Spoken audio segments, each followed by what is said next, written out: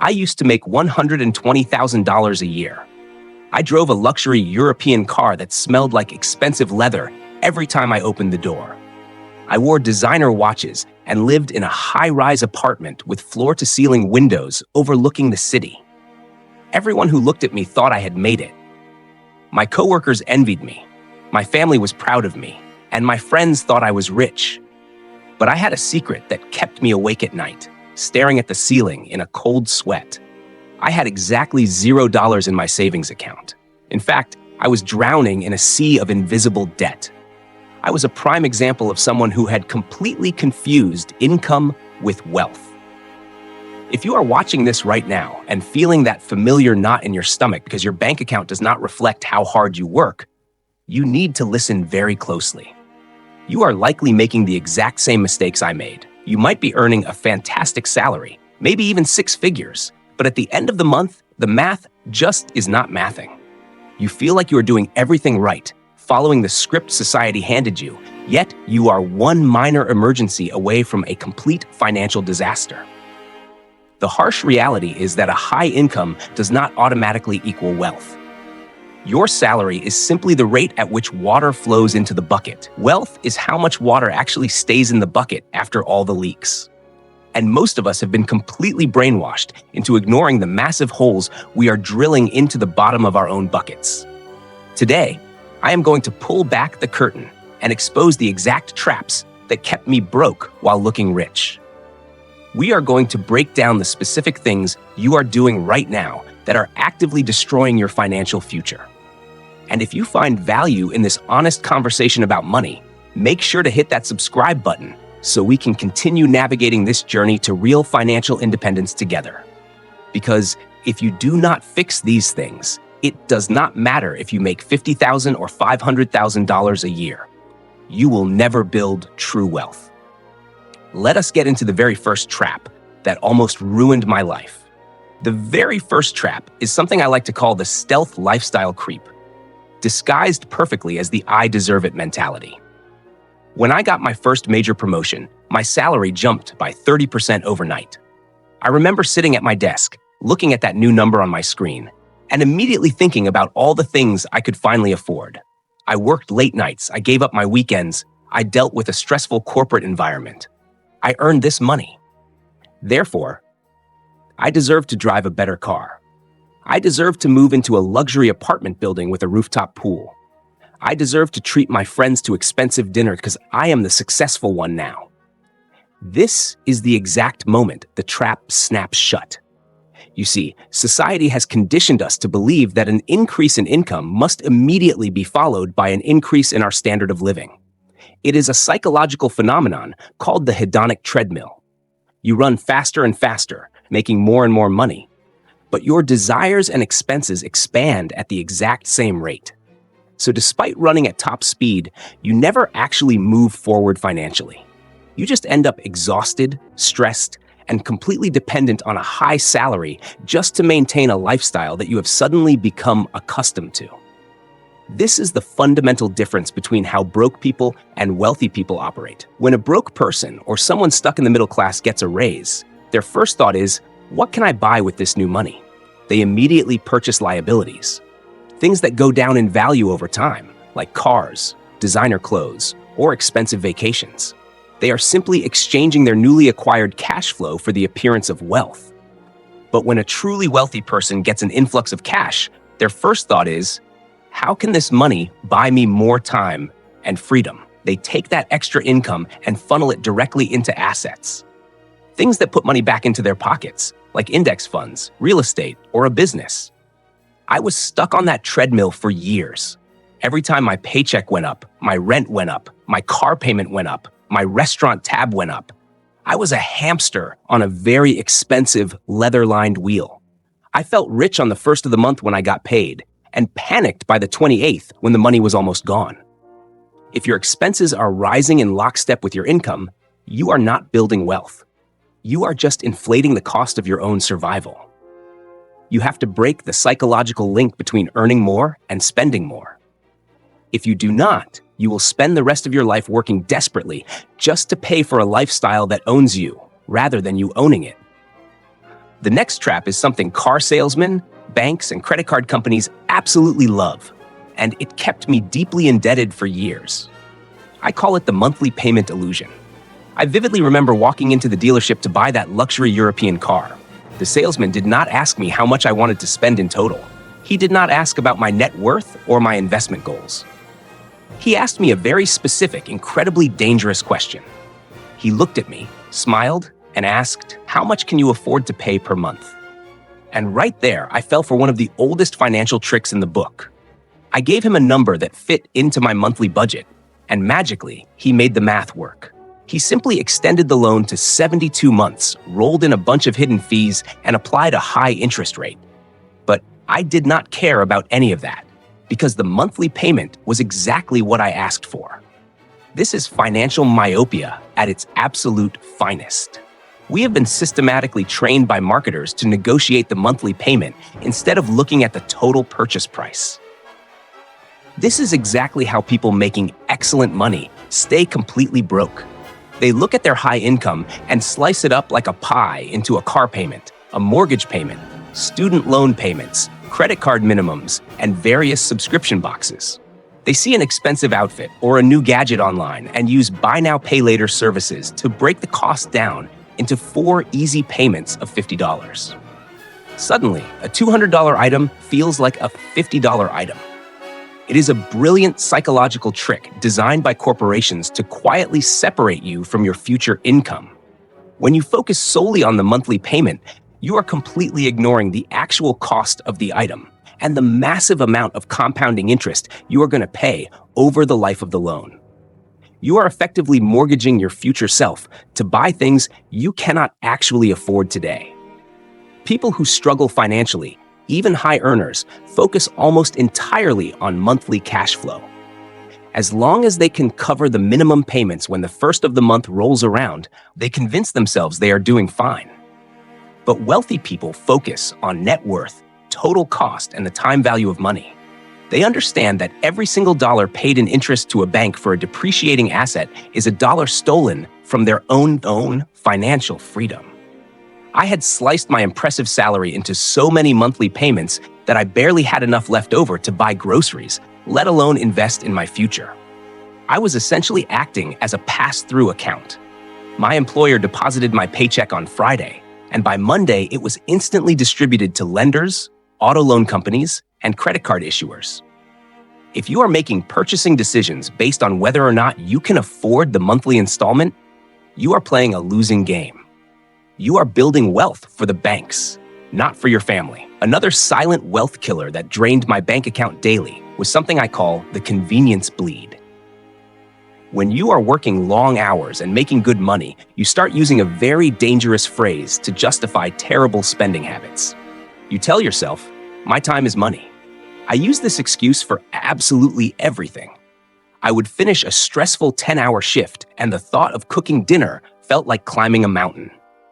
So I would pull out my phone, open a food delivery app, and spend $40 on a meal that would have cost me $10 to make at home.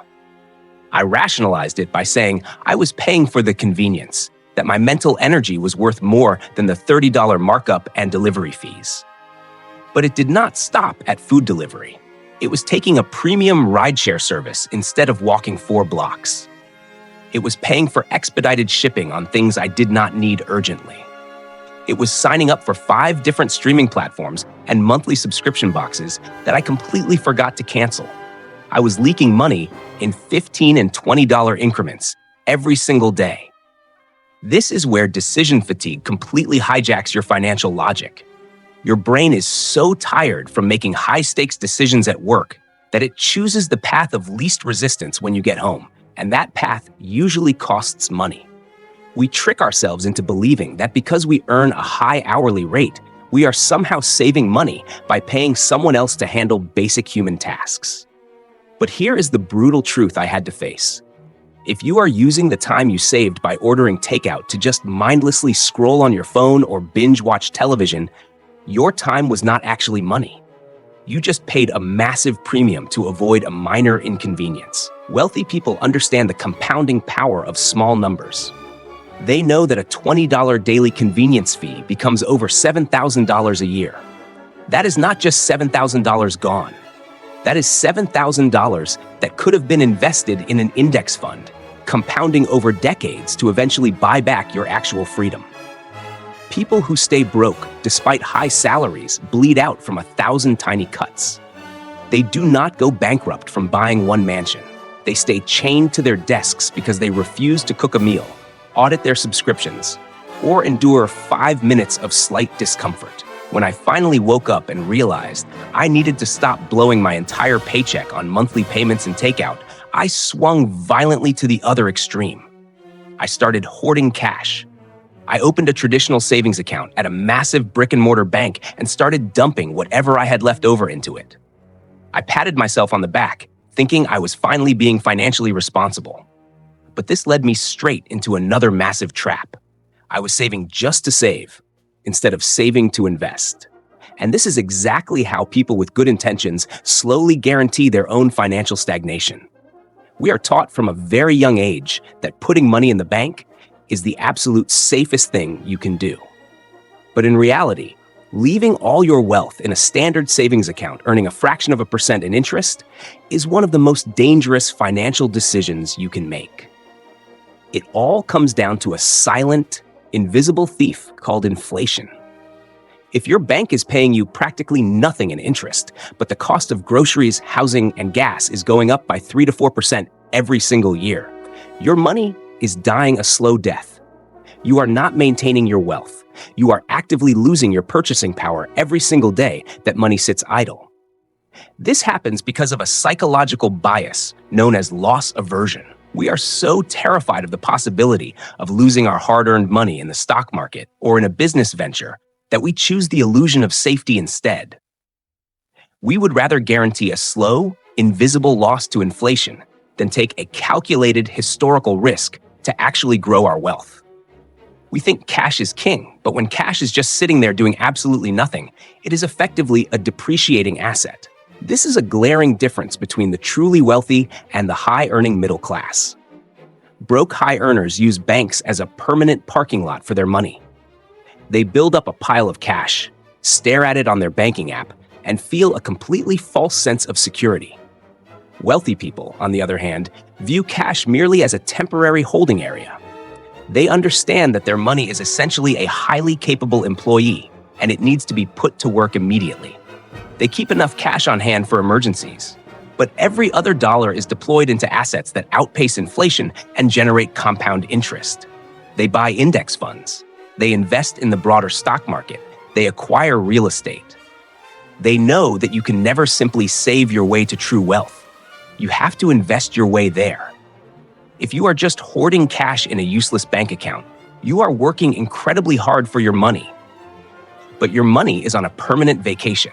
The final and absolutely most destructive trap that kept me utterly broke, despite a 6-figure salary, is something that strikes at the very core of our egos.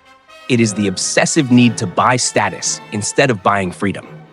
Let us go back to that expensive European luxury car I mentioned at the very beginning.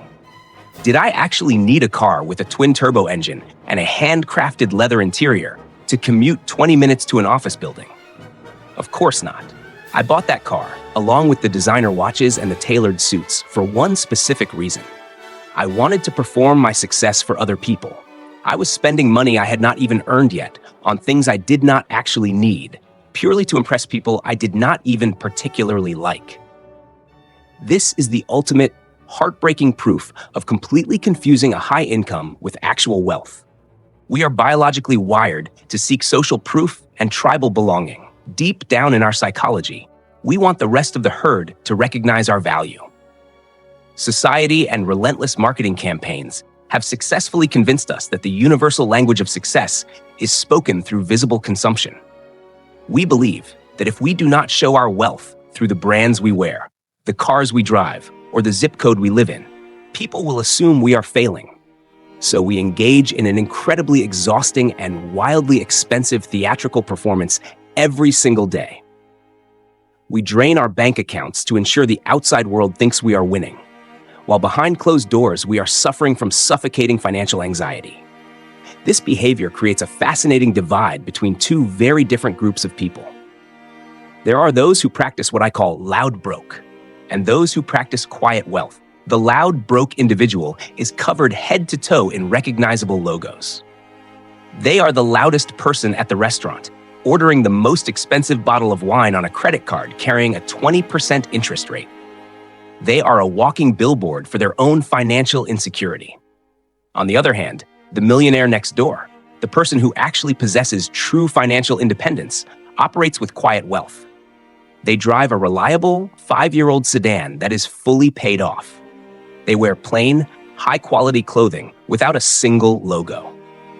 They do not need to prove their net worth to a stranger at a traffic light because their ego is not tied to their possessions. Their confidence comes from their investment portfolio, their emergency fund, and the absolute peace of mind that comes with knowing they could stop working tomorrow and be completely fine. Every single time you choose to buy a status symbol, you are making a devastating trade. You are trading a piece of your future freedom for a momentary, fleeting boost to your ego. You are voluntarily chaining yourself to your desk, committing to years of future stress, just so someone you walk past on the street might think you are important for 3 seconds. When you finally realize that nobody actually cares about your car or your watch as much as you do, the illusion shatters. You realize that true wealth is not the jewelry you wear or the car you drive. True wealth is the money you did not spend. It is the freedom to wake up every morning and do exactly what you want, on your own terms. If you prioritize looking rich over actually being wealthy, you will spend your entire life working for people who did the exact opposite. Looking back at that version of myself, the guy with the expensive car and the empty bank account, I do not feel anger anymore. I just feel absolute relief that I finally woke up. Escaping the paycheck to paycheck cycle, especially when you have a high income, does not require a winning lottery ticket or a miraculous business idea. It requires a fundamental, painful shift in your identity. You have to stop viewing your salary as a tool to buy things and start viewing it as a tool to buy back your time. Every single dollar you refuse to spend on status is a tiny piece of your future freedom. It is the ability to walk away from a toxic boss. It is the power to take a year off to raise your children without panicking about the mortgage. It is the ultimate luxury of waking up on a random Tuesday and deciding exactly how you want to spend the next 24 hours. That is what true wealth actually looks like. It is not loud, it is not flashy, and it certainly does not demand validation from strangers. If you recognized yourself in any of these traps today, do not beat yourself up. Society and massive corporations have spent billions of dollars engineering these exact traps to keep you running on that treadmill forever. They want you exhausted, dependent, and constantly consuming. But now that you see the wires, you can finally step over them. You can decide today that looking rich is no longer your goal, and being wealthy is your new absolute standard. You can choose to be the millionaire next door instead of the loudest person in the room. I want you to make a commitment right now. Go down to the comments and tell me which one of these habits you are going to brutally cut out of your life starting today. Putting it in writing is the very first step to holding yourself accountable. And if you are truly serious about taking back control of your money, escaping the rat race, and building actual generational wealth, make sure you hit that subscribe button right now. We are going to keep having these honest, uncomfortable conversations, exposing the traps, and building a life of true financial independence together.